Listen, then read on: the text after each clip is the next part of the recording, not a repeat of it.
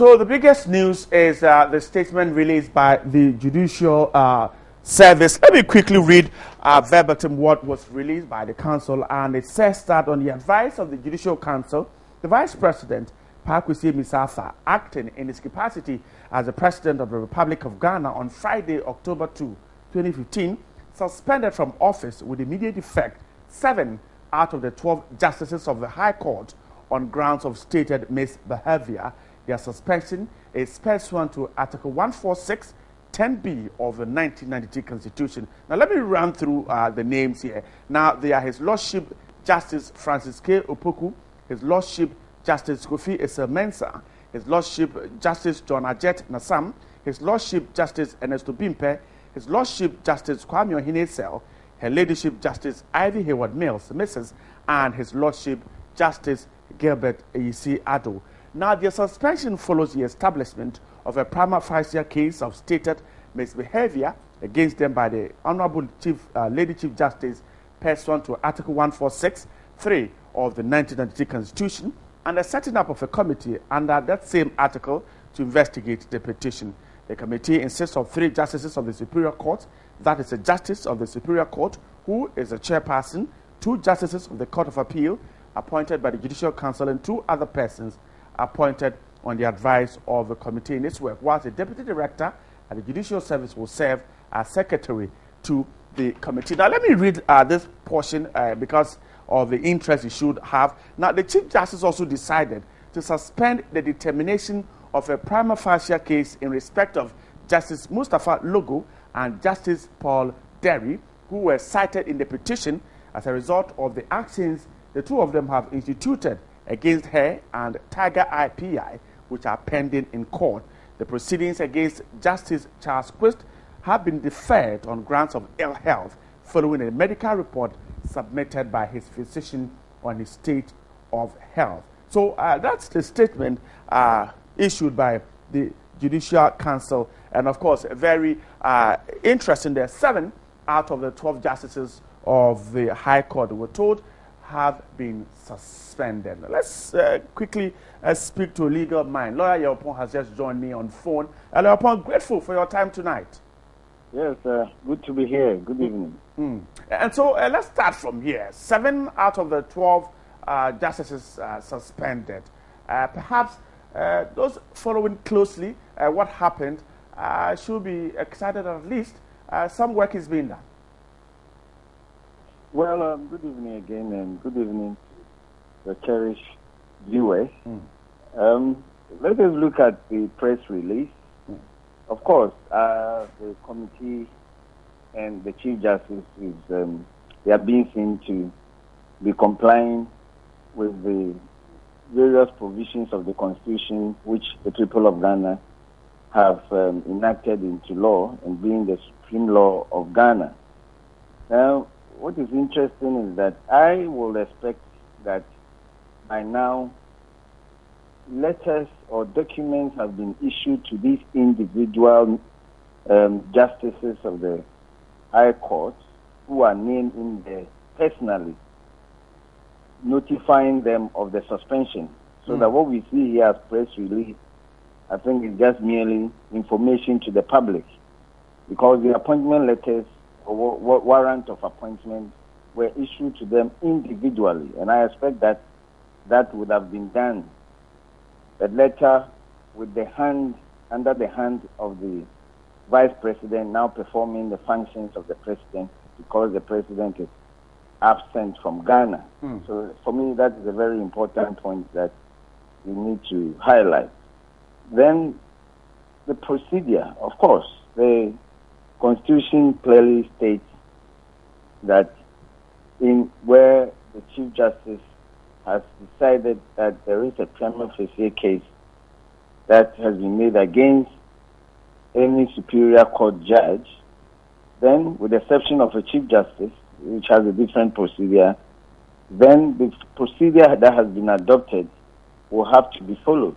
And so, by and large, I think we are all enjoying the benefits of rule of law. We should understand it, because there is a background to this.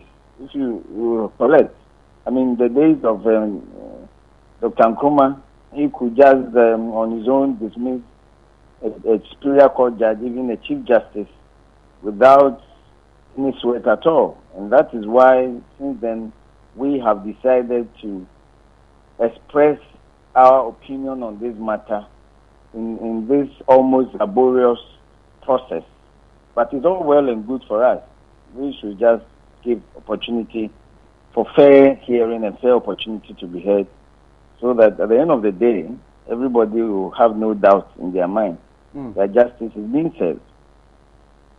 What about the fact that the Chief Justice suspended the determination of a prima facie case against two of the justices because it is simply because they have taken the Chief Justice on and have instituted some legal actions against her?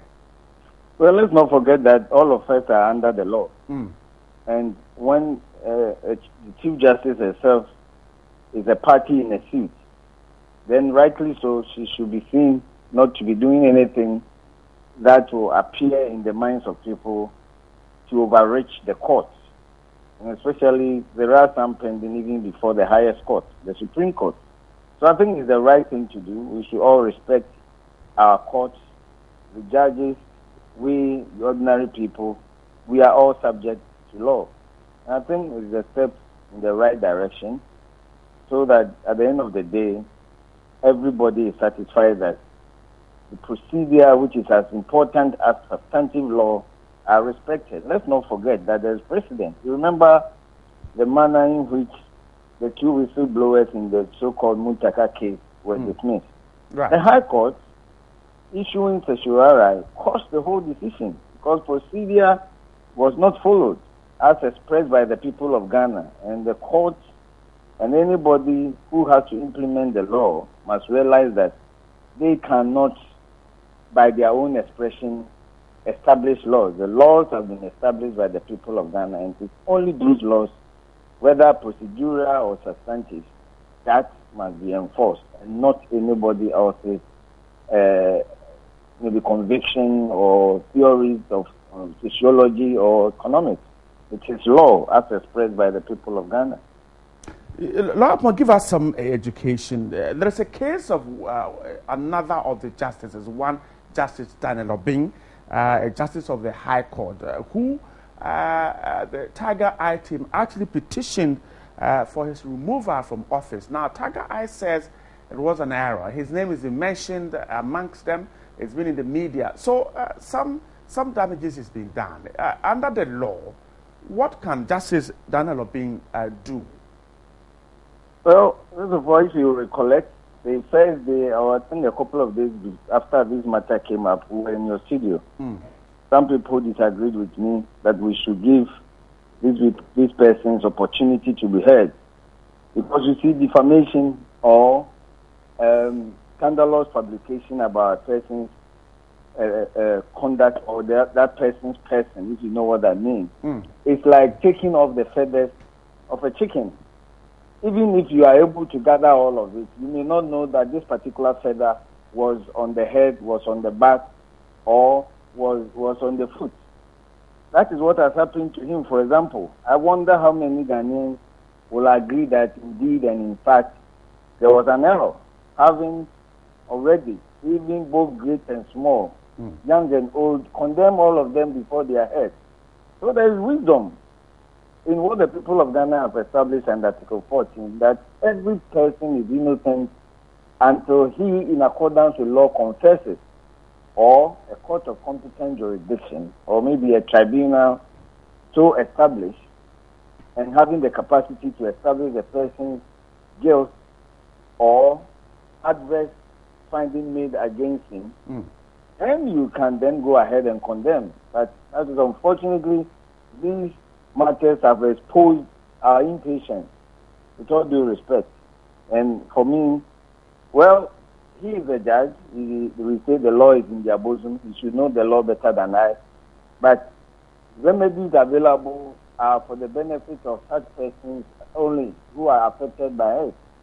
So he knows the law if he thinks that any useful purpose will be served by availing himself or taking opportunity to resort to any of those appropriate remedies, that is entirely his decision.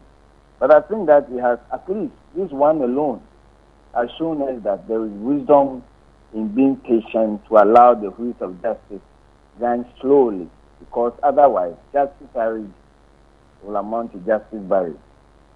I'm grateful for your time tonight. Grateful, sir.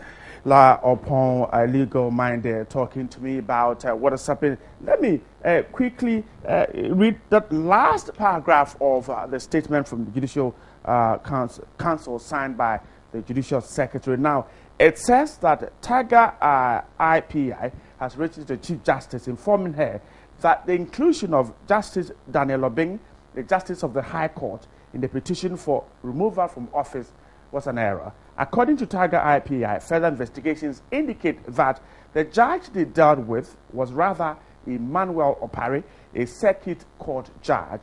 Now, the Judicial Council is saying that their records has confirmed that at the time the investigations were being conducted by Tiger IPI in August 2015, Justice Daniel Obeng had been elevated to the High Court and transferred to the Northern Region. So Justice Daniel Obeng isn't the judge in question here.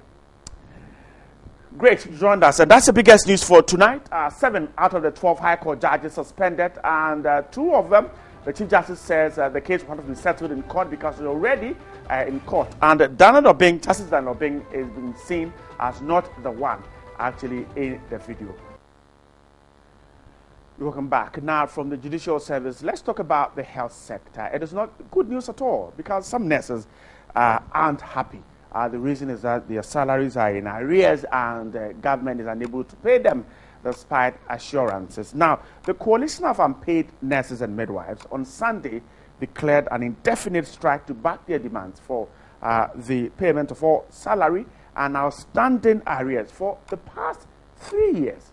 3 years, some of them have not been paid. Now, these nurses work in regional and all the major government hospitals across the country. Now, this is the 3rd group of nurses to declare strike in 2 weeks. And when they spoke at a press conference in Accra over the weekend, the spokesperson of the group, Douglas Edufoko, said they are not convinced by the promises made by the Minister of Employment and Labour Relations. And until the monies are paid, the over 7,000 nurses will stay off work.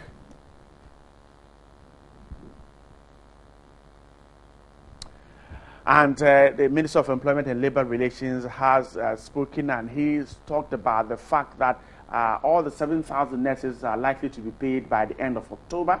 He even went ahead and promised that it could even happen that in a fortnight these nurses could be paid. He also spoke of the fact that some 90 of them have been paid, and some processes are ongoing to get some of them paid by tomorrow and in the course of the week. But are the nurses ready to go back? But tonight, my guest is the president of the Ghana Registered Nurses Association, Mr. Kweku Asante Kwabia. He joined me in the studio. Mr. Asante Kwabia, good evening and thanks so much. So it looks like these young nurses and midwives are not happy about the mother union because this issue keeps coming up, and yet we don't seem to get a solution. Well, on the contrary, they are happy with us because so far they haven't brought any accusations against us because of the expression of any indifference in the matter. So I won't agree with you. That they are not backing at you, that you are not helping them to get their salary arrears? They aren't. They trust in you. They do. That you can lead them to recover all that government owes them. Exactly so. Why is it that the issue keeps coming up? Some for 3 years have been working. Well, it's a matter with the employer and the government. And they create the problem and they fail to solve it. And so that is why we are having this countless number of situations where salaries have remained unpaid. And it is not the problem with the working nurses and midwives. It's not a problem with the Professional Mother Association. It is with the government. When you say they create the problem, how come workers in this critical sector can work for 3 years and don't get paid? What is the problem? Well, I guess it would be very expedient and proper for you to place the question right at the doorsteps of the government. They may have a better explanation to these issues, but I guess it's about their unpreparedness to look at the critical situation and respect the plights of the aggrieved nurses and midwives we are talking about here. Because I cannot understand why they will keep on saying that administrative bottlenecks and hiccups account for these things. It shows how unconcerned the people are and the weakness of the systems that we are operating. So I blame them, and I will continue to blame them. That you do not contribute to the bottlenecks at all in terms of processing of documents, submission of documents? Well, let me tell you, for close to 10 months, we've been doing battle about this situation about unpaid psychiatric nurses case, for instance. And the matter has even gone to the River Commission. The River Commission subpoenaed the Ministry of Health. They failed to attend the meeting, but somehow the management of the Accra Psychiatric Hospital gave the commission some audience. And so they established that the nurses and these nurses at the psychiatric hospital have a case. And so they asked them to approach the Mandatory Association as the Ghana Registered Nurses Association, our outfit, to ensure that they get paid. Following that, we held several meetings with them discussing the matter. And I had to write to the Ministry of eventually pleading that they have to ensure that these nurses are paid. Well, we did a number of follow-ups. And that is why in the beginning when you said perhaps we are not on top ready of to go back to work, I disputed it because we went on and on. We wrote letters to the ministry. We did follow-ups. It never yielded any results until August. We met again with the stakeholders, promising that by the close of the first week of September they will be paid. And it didn't happen. So I don't know whether at that time they didn't know that these the so-called administrative bottlenecks were there or had been removed, and yet they gave the promise. So that is why we are where we are. And, you know, I must say that they didn't notify us before embarking on the strike action because they thought that we had done so much already, and it is just that the employer is refusing to listen.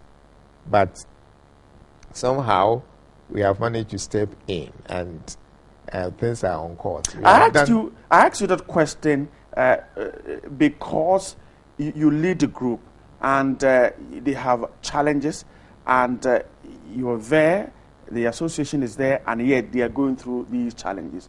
So the question is, so don't they get fed up with the association? Now, if the association can help me to get what I want, then why belong to the association? Yeah, right from the word go, they knew that the association was capable of helping. Hold your thought. Let's speak to the national chairman of the Ghana Coalition of Non-Governmental Organizations in Health.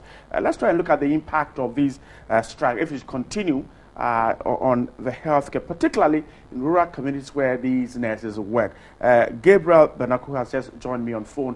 Gabriel, we're grateful for your time tonight. Yeah, good evening. Gabriel, let's quickly look at this. Now, this strike called by the nurses and midwives, if it should continue into the next week or two, what will be the impact, particularly in rural communities where these nurses work? Yeah, thank you very much. I think a month ago we have been on the media talking about the government not having a comprehensive plan for the human resource of the Ghana Health Service. And so we also said that it's not the doctors alone there's the need for a holistic plan to take care of the health workers in Ghana. And so government is already aware that apart from the doctors, there are other health workers that are affected and need immediate attention to prevent future occurrences. Secondly, we already have inadequate health workers in the country. And so if you even have one person who is not working, the health system is already affected, and health service delivery is seriously affected. So on this note, we think that government have not been very fair to the health workers in Ghana, given the fact that, one, we have inadequate health workers. Two, they are providing essential service to the country. Three, they have been underpaid for several years.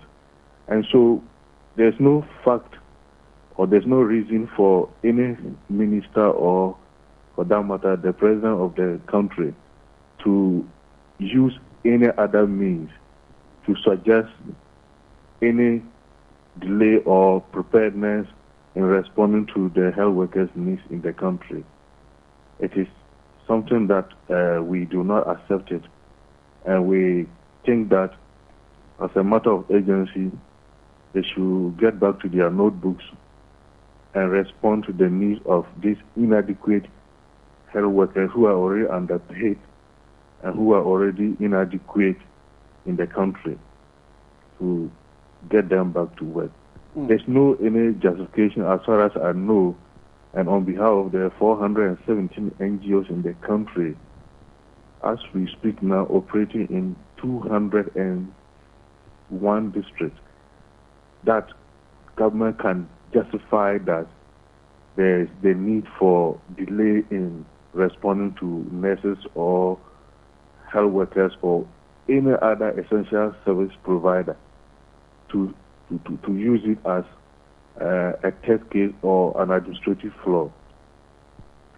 What we seek to appeal to the nurses is to immediately respond to the cry of the masses while they seek for their grievances to be addressed. At the same time, the onerous responsibility lies on government as the main employer to respond to, as they claim they are responding to the legal issues, which we think they are not. They must immediately stop all bureaucratic processes and ensure that the needs of these health workers are responded to. And as we also appeal to the Minister of Health, Honorable Alex Secretary, that the health sector needs a holistic approach. It needs a national dialogue to come out with a national blueprint on how to manage the health sector and the human resource within the country. It is done elsewhere, and it can be done in Ghana, rather than the piecemeal approach that we've been using. This is our appeal, and we immediately want the Minister of Health and the Minister of Labour Relations, Honorable Aaron Ajisu, to immediately revise their notes and stop those negative administrative procedures and quickly dialogue with these health workers to come back to work immediately. Gabriel, we're grateful for your time. Gabriel is the National Chairman of the Ghana Coalition of Non-Governmental Organizations in Healthcare, talking to me. We're grateful for your time tonight. Mr. Kwaku Asante Korobia is the President of the Ghana Registered Nurses Association. Now, we left off when I asked whether these nurses do not lose hope in the association, since the problem keeps coming and it doesn't get resolved. Right. Kindly let me add a little bit to what Gabriel said in response to your question about the repercussions of the strike when government takes such an entrenched position. Well, you know that, as Gabi said, there aren't enough healthcare professionals providing service in the healthcare sector. And as I speak to you, we have a stark the nurse-patient ratio of 1:22. And in a situation where, besides this, we have about 8,000 nurses also leaving the workplace and going out, you can see what happens. We have a situation where even students who go on clinicals provide 40% of the total contribution of nurses and midwives care to, services to healthcare. And so, if students are contributing this, how much more qualified nurses? And that is how bad the situation is with regards to the nurse-patient ratio and its repercussions. So, when they go out, the situation will compound. Nurses will continue to experience more serious burnout and exhibit the symptoms, and the likelihood of we recording negative consequences about our healthcare is high. And you know about the consequence of errors that essential health service providers, produce, and then it's very, very unspeakable. But having said this, let me break the news that will gladden the hearts of many Ghanaians regards to this situation, and that is also to strengthen the position I have taken to respond to your assertion that perhaps they will lose confidence in the association. We met them on Saturday. We met them also yesterday, that was Sunday, and we dialogued. They told us that they weren't going to return to work until every person that the government owes them is paid. But thankfully, according to our promise that we gave them yesterday, we moved into action. We have dialogue today with the Ministry of Employment and Labour Relations. We've dialogued with the Ministry of Health, and we moved to the Controller and Accountant General's departments at the time that we were leaving there around 4 o'clock this evening. Controller had moved funds to the psychiatric hospitals so they can take their deferred payments either tomorrow or Wednesday. And we also saw business being done with a task force that they have put in place to deal with the over 7,000 unpaid nurses and midwives and the coalition. And so business has been done in this regard, and they are also going to get paid. But the situation is such that because the nature of the psychiatric nurses case is different from that of the coalition, we are having to get the problem over our backs when the psychiatric nurses take their pay, their salaries either tomorrow or on Wednesday, so that we look at the possibility of paying the coalition by the end of this October. And so, considering the situation that is under circumstances, it's not possible to pay the coalition within the next 2 weeks. But they are going to immediately, because there's a lot of work to be done. Not really so, but because it is going on to the that government system that wants to check and ensure that the nurses are indeed there and working. Yes, and also because it is going to be part of their salaries, so that you have to wait till the end of the month to take the salaries. That of the psychiatric nurses will be taken at the table. So funds have been moved already this evening. Controller assures us, and we were witnesses to the arrangement. And so let me say that assuredly we are done with the case of the Accra Psychiatric Hospital nurses and midwives. So we are with the coalition, and I'm promising that from what we have seen, thanks the efforts put in place by the Ministries of Employment and Labour Relations, Health, and then Finance, and also the Mother Association of these nurses and the GRN. So at least there's hope. So if the nurses are watching, there's hope that things will be resolved. Now, so the action that has happened will ensure that we don't have any accumulation again. Well, I said initially, when we were starting the discussion, that you cannot trust the system we are operating. But for what we have at the moment, the difficulties we have at the moment, we've been able to resolve. We are only praying and hoping that the system will be strengthened, and the stakeholders, people who speak for government and act on behalf of government in relation to these issues, will sit up and be more resolute in handling the situation. I don't expect the situation to escalate, and so that we can record these delayances in the future. But we can only pray and hope that our expectations are met. So we are going to get the nurses to return to work today. Tomorrow. Tomorrow. And the people of Ghana will see that nurses are caring, and they listen to their leaders, and their leaders promise, and they honor the promise. So that you won't continue to say that, or to reason that perhaps they will lose interest in the association. I'm grateful. Mr. Kwaku Asante Kwabia is the president of the Ghana Registered Nurses Association, assuring that things are getting normal. Some decisions have been taken. Some action is being done and already underway. The nurses are expected to resume tomorrow. We're grateful for your time in the studio. Thank you very much.